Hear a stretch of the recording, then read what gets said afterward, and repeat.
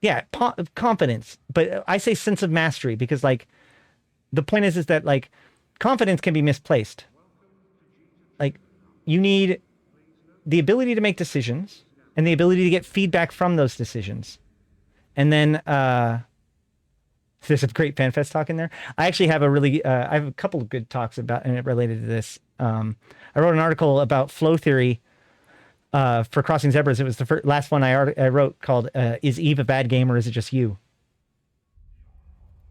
Yeah, not everybody wants to stress 24/7. And now even high sec is stressed. Well, I mean, there's ways of getting around the stress. But like, the point is that like, there's a certain point in which people need to be able to play the game and have it engage them on their level, right? If they're not good enough to move on and the stuff they're doing is boring, then you're going to get into a problem. You need the next step to always be something obvious and simple.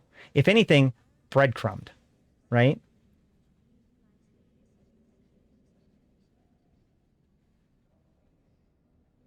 Yeah, Matthew, it's not even. Well, I mean, like in a sandbox game, it pretty much has to be us, right? Like that's the whole point. We're the X factor. EVE Online is a test of us, and there's a lot of people that are failing out. There's a lot of these people that are bitching about stuff that it's not actually that they're right. It's that they're losing the game, and this is what losing the game looks like, right? They've failed to adapt. We say adapt or die. Those people are dying. They're dying, and other people are replacing them. Do not necessarily be overly compelled by the ravings of a dying man.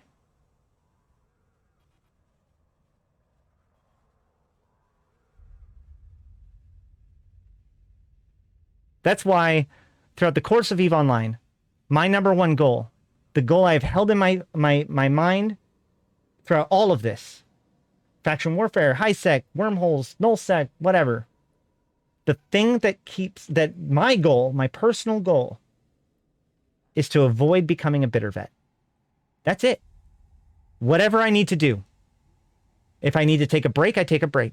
If I need to start doing a different activity, I do a different activity. Anything to not become a bitter vet. That is when you fail. That is when you've lost, in my opinion. Now, there's plenty of good reasons for somebody to become a bitter vet. Don't get me wrong. I'm not saying that everybody who becomes a bitter vet is bad, but I'm saying my personal goal, the metric, the thing that has kept me the way that I am, is that when I'm pushed against the things that frustrate me, when CCP says that they're not going to do any updates to faction warfare for the next year, when CCP ruins resource wars with volatile skins, when CCP